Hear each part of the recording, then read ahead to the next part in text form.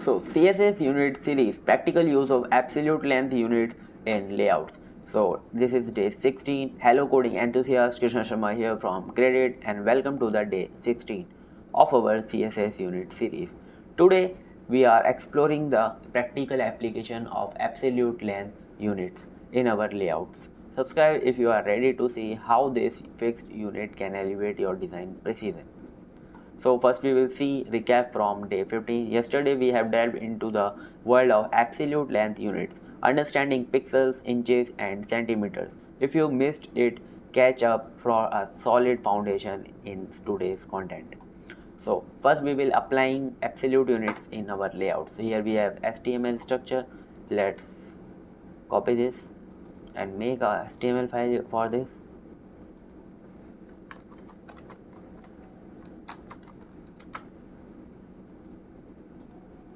Here we have this HTML structure. In this we have a head tag. In this head tag we have linked this style file. Let's create this file, and here we have this header part. In the header we will write anything like I am writing here credit,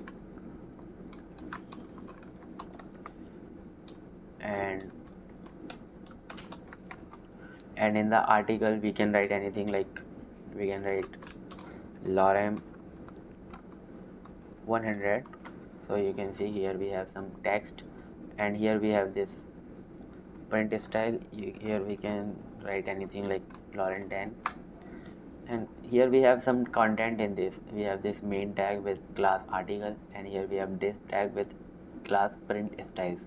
So let's apply a style to this content.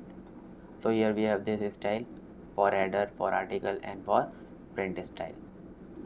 So how we select elements, you can know. Here we have header with dot, we are selecting class. So we give width 100%, height 80 pixel, background color this, and color this. This color is for text color or font color. This text align center, so text is aligning in the center. And here we have article width will 70% and margin 0 auto. This is used for centering our element. We will use this. So for this we use 0. So for up and down the margin will 0, and from the side the margin will auto. So here we have this print style.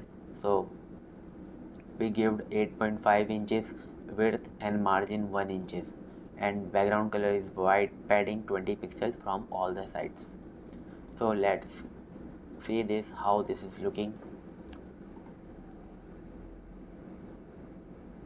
So you can see here we have this.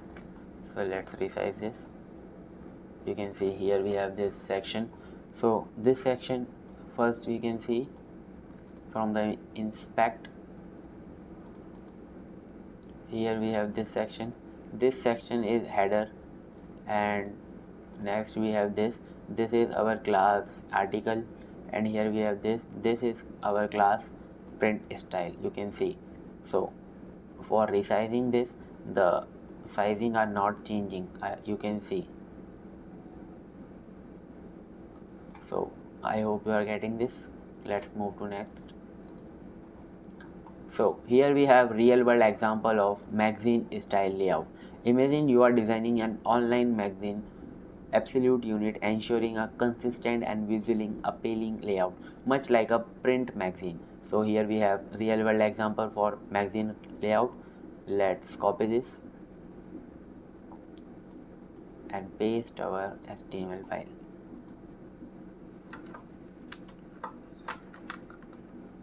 And here we have this style file. So let's paste our style also. I will explain you what the styles are used in this.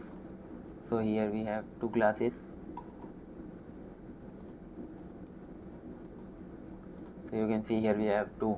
First we have div magazine layout for whole the content, like div is a wrapper, and this article is article preview. This is our child element. So here we have to print our article preview. So here we can give article preview of 30 words, and we have here article, additional articles you can here print, like more articles like this. So let's copy this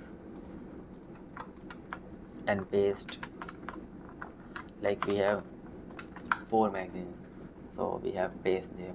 So here we have magazine layout and article preview. Let's see how style is given to them.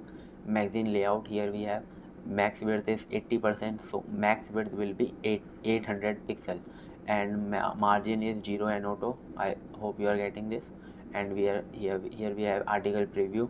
Width is 300 pixel and height is 400 pixel. Margin button is 20%, 20 pixel. Background color is this, like yellowish, and color is white for text, and text align center, and padding from all the side 20 pixel. Let's see how it is. See, let's see. So here we have this. You can see this is showing very beautiful. Here we have 4 articles. So here you can see text is coming here with text align. And if I resize this, so let's see here, if I resize this, the size is not changing of this them. Let's see, I hope you are getting this. So this is a practical use of our absolute units.